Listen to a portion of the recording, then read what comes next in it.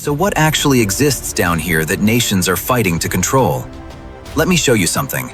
This white, ice-like substance is methane hydrate. It looks like frozen water, but it's actually methane gas trapped in a crystalline structure.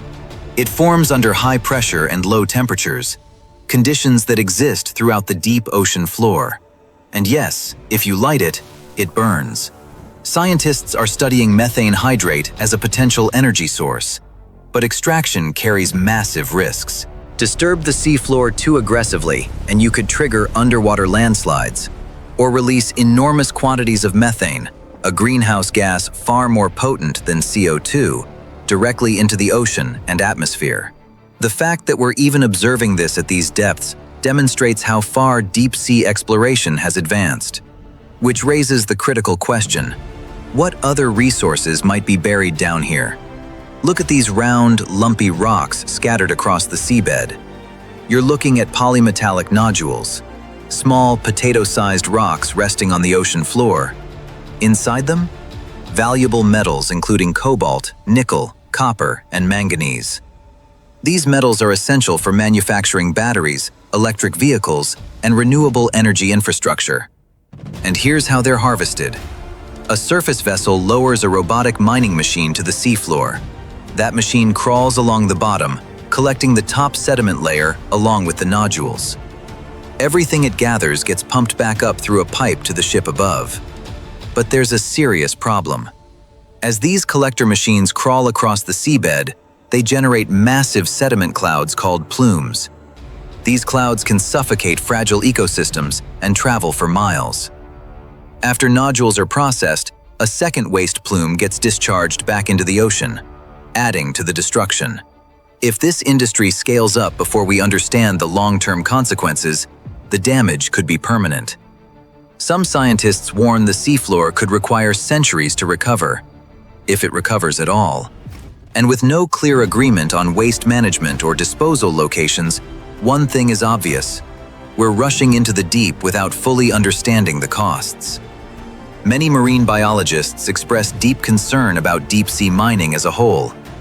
These ecosystems recover slowly and are incredibly fragile. Disrupting them could eliminate species we haven't even discovered yet and destroy habitats that required millions of years to form. All of this, the nodules, the methane deposits, and the technology to access them, makes one thing absolutely clear. The extreme deep sea is no longer unreachable. It's resource-rich, and it's becoming more accessible every day. But if the deep sea becomes the next resource frontier, who decides how it's utilized or protected? Currently, regulations are minimal, and ambition is outpacing oversight. China recognizes this opportunity. They're not just observing or conducting experiments, they're preparing to extract, to claim, to secure what exists down here before any other nation can. They're investing in long-term presence. Right now, they're planning a permanent underwater base positioned 2,000 meters below the surface, designed to house 6 scientists who can live and work for up to 30 days continuously. Think of it as a space station, but on the ocean floor. And it provides China something even more valuable than minerals: time. Time to test new equipment, time to monitor the environment, time to gain the kind of operational experience that few other nations are even attempting. Down here, access is just the beginning. What truly matters is what you do with that access. China is building the tools, the expertise, the experience needed to operate in the deep sea, not just once, but continuously. That's how they're pulling ahead, by transforming exploration into routine operations, and routine operations into dominance. The deeper you descend, the less room exists for guesswork. And the nations investing now, in hardware, in research, in human capital, are positioning themselves to control what lies beneath. And there's one more thing hidden on the seabed, out of sight, yet absolutely crucial to how our modern world functions. It's not rocks or resources. I'm not referring to the creatures. This is a cross-section of a deep-sea data cable. It might appear to be simple plastic and metal, but inside are hair-thin glass fibers that carry the majority of the world's internet traffic. Messages, emails, financial transactions, even this video you're watching. They all travel through these fragile lines stretched across the ocean floor. These cables are substantial, but they're surprisingly vulnerable.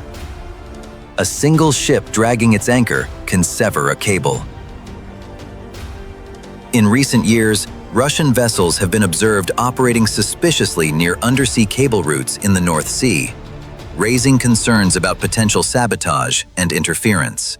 So imagine what could happen if someone wanted to cut these cables intentionally. In early 2025, China unveiled another deep-sea robot, a literal cable cutter. Officially, it's designed to repair damaged infrastructure.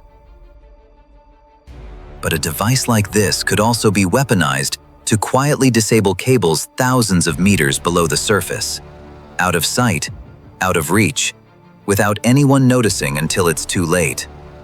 There's no evidence it's ever been used that way. But the mere possibility is enough to transform how nations think about the deep sea. Beneath the ocean floor runs the nervous system of the modern world. Cables, sensors, critical infrastructure stretched across the seabed, carrying our internet, global trade, and military communications. They're not science experiments. They're the modern world's lifelines, and they are vulnerable. Control is already shifting underwater. The only question now is, who's moving fast enough to shape what happens next? Every deep-sea robot begins with a human idea, someone imagining, designing, and constructing something that can survive where humans cannot. And right now, the nation supporting those people the most is China. They're pouring massive resources into ocean science, building new research facilities, funding comprehensive programs, training the next generation of ocean engineers, biologists, and robotics specialists. And they're not just investing in domestic talent, they're recruiting top minds from around the globe. Meanwhile, countries like the United States are retreating. Science budgets are getting slashed. The current administration has drastically reduced funding for NOAA, the very agency responsible for exploring, protecting, and understanding U.S. ocean territory. While China floods its laboratories with funding, talent, and momentum, the U.S. is undermining the only agency built to compete. Top scientists are leaving, not because they've lost interest, but because the funding has disappeared. When funding dries up, research stops. But when a country puts real support behind its scientists, discoveries happen, and those discoveries shape the future. Conclusion. So what did China actually discover? Not just life at the ocean's bottom, but a pathway in, and a reason to remain. They're transforming deep-sea exploration from rare missions into scalable strategy. With compact autonomous robots and underwater research stations, they're constructing the infrastructure to operate where few others can. They've identified resources that could power the next century. But more importantly, they're developing the tools and experience to control access to them.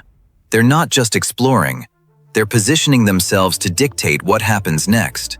While the US cuts research budgets and withdraws from ocean science leadership, China is surging ahead, faster, deeper, with a long-term vision. Beneath the waves, a new frontier is taking shape, one that could define the coming century. And what we choose to explore, and how we choose to do it, will shape more than just our oceans. It will shape power, security, and global influence. The deep sea is one of Earth's last wild and untouched places.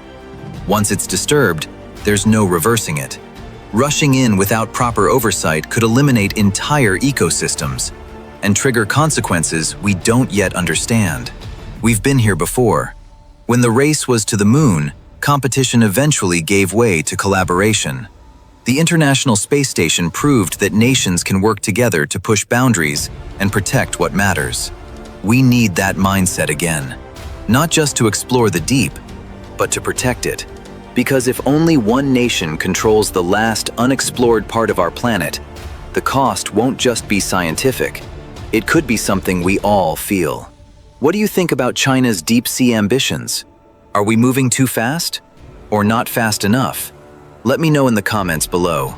If you want to see more content about global competition and hidden frontiers, subscribe to The Global Build. Until next time.